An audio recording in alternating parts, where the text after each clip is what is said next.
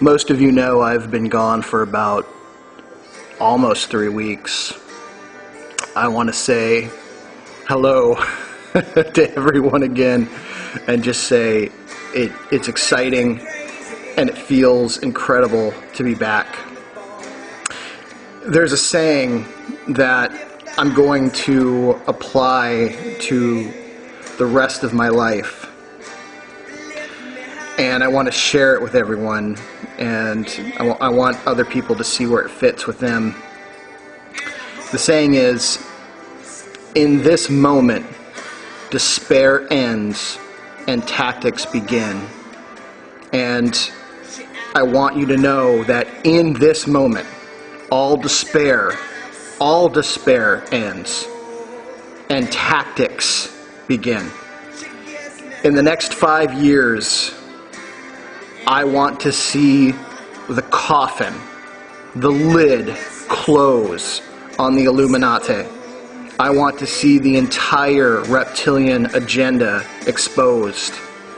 I want a revolution of spiritually and physically formidable people, humans who have embraced their higher selves and who stand ready to do rough justice for the sake of freedom and liberty.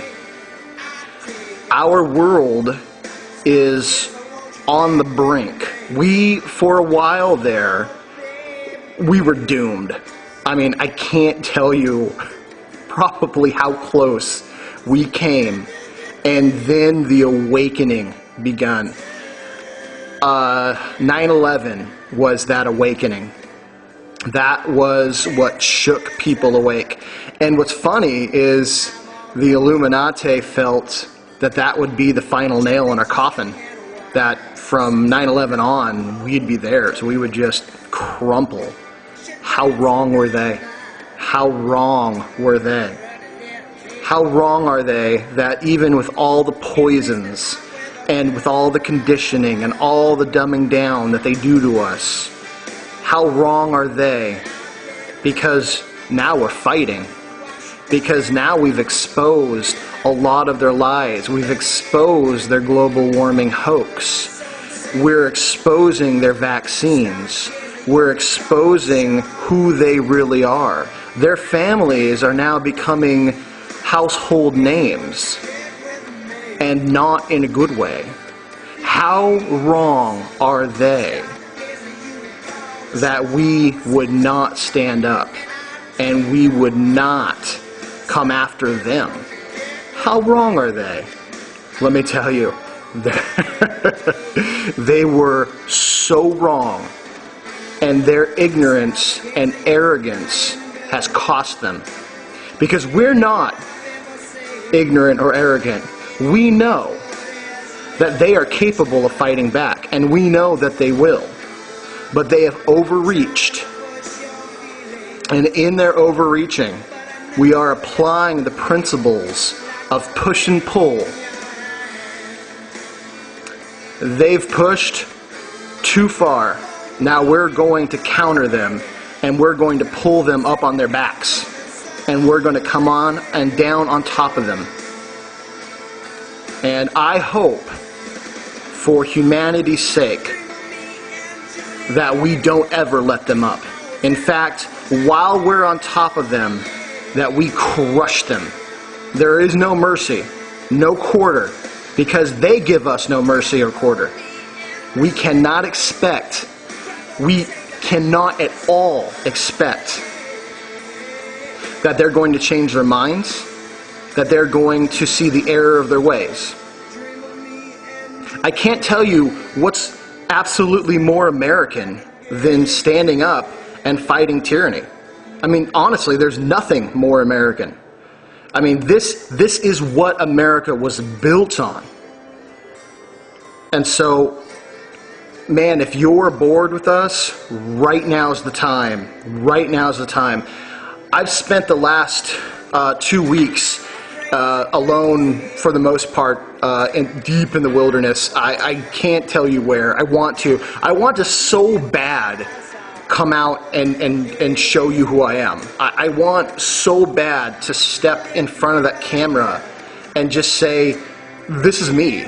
And because I feel like, even though I'm releasing a lot of information that has definitely been part of a secret society, that it's the last bit, for me to be fully transparent. Because I want all the information to be transparent. I want you to use it, but I just don't want to be thought of as the face of it, I mean, it's not me telling you what to do. It's me giving you this information and run with it. Go, run with it. Take it. Find your inner hero. Learn the protection rituals. Empower yourself. Get to know the Prime Creator, whose only worship is that you realize and actualize your highest potential. That's it. That's it. Every time you have a victory, the Prime Creator smiles. Every time you make a mistake and learn from it, the Prime Creator smiles. There is no guilt or shame. There's none. Guilt or shame is the manipulation of the Illuminati to make you feel small. They don't want you powerful, awake, alive, aware, formidable, virile. They don't want that because you're a wild human, and wild humans love life. And they're willing to kill for it. And they're willing to die for it. They want you a slave.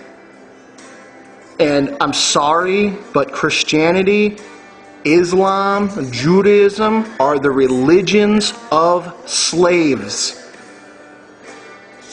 That's why they were so driven against especially Germanic paganism.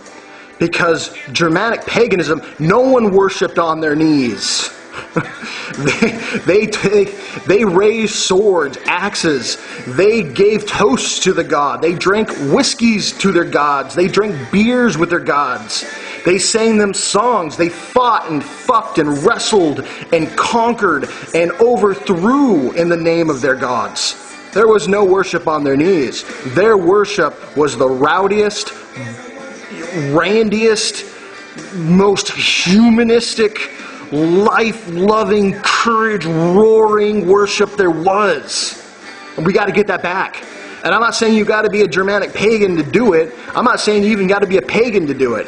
But damn it, you got to release your inner hero, and you got to know what that means, and you've got to read the stories of these dragon slayers, man, because once you do, and once you see your higher self become one, you'll never go back.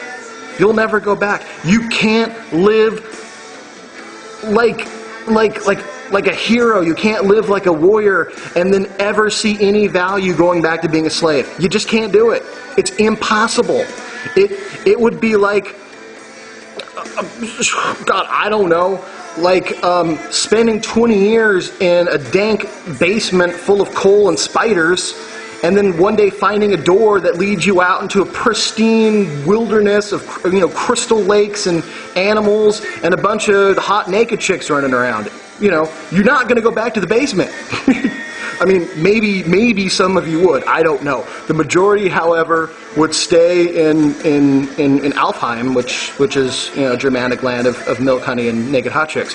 But this is what I'm saying. I mean, these are the kind of primal emanations that I want people to have. But I don't want to be the guru of it. That's why I have a hard time stepping out in front of the camera, because I don't know. Maybe one day. I'm thinking about it. I've got some creative endeavors I want to do. I'm trying to stay on track. Anyways, I spent some time deep in the wilderness and doing a lot of ritual work and doing a lot of interpersonal work. And read my blog. I actually talked to Pan. I talked to a lot of things out there. and they all tell me that now is the time. And, you know, there's so many things that I want to do. I've written 7 books. I'm not kidding you. 7 full books. I have a tons of information that I want to get out to you, but I'm trying to find the most pertinent information. And the one thing that I was holding back because I was worried people weren't ready for it is the one thing that everything that I spoke with told me, do it. Do it. So I'm going to release something that I'm probably going to get a lot of hell from these so-called ceremonial magicians, especially the morons involved with the Lester Crowley, things like that, because they kind of view it as theirs. It's called the assuming of God forms. That is what I'm going to release, and I'm going to go through the whole process, and it's going to be numerous videos. Trust me. For those of you who are worried about giving your souls over, let me tell you now, your soul belongs to the Prime Creator. No other deity can take it. This bullshit of hell, let me tell you, the Christians stole the concept of hell from the Germanic pagans. All right? The word hell is the name of their underworld goddess. And the big fiery furnace comes from the book Dante's Inferno. There is no reference to fire and brimstone in the Bible, and in Dante's Inferno there are numerous levels of hell, not all of them fiery, and they were all symbolic punishments. And the one thing that this monk who wrote the 7 sins, which Dante based his book on, he messed around with someone's wife, and strangely, that was the punishment that seemed to have the least severity.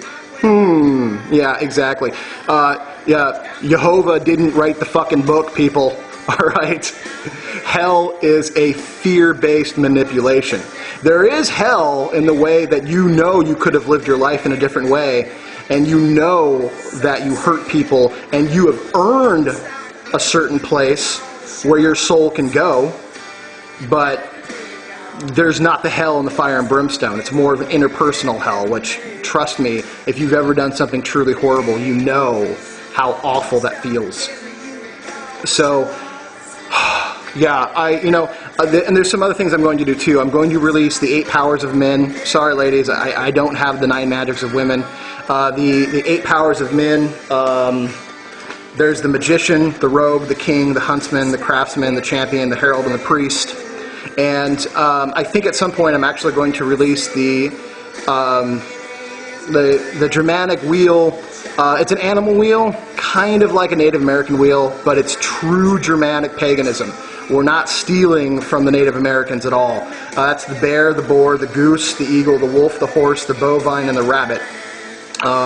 All things that, in my Icelandic tradition, I'm fully brought into. What else? Man, there's so much I want to do, but I think the Assumption of God forms is going to be it, because that's going to really, really activate people on the astral plane. That's going to find out what your highest ideals are, and that's going to put you in contact with the deity that shares the exact highest ideals that you do, who is the embodiment of the highest ideals that you share, and who can really mentor you, who can really protect you, and who is very deeply concerned with humanity and its liberty. So that's going to be my next step, and I think you people are going to love it. Get back to me. Really, really, really give me feedback on this, because I want to make sure it's put out in the right way. So let me come back and we'll get started with the assuming of God forms.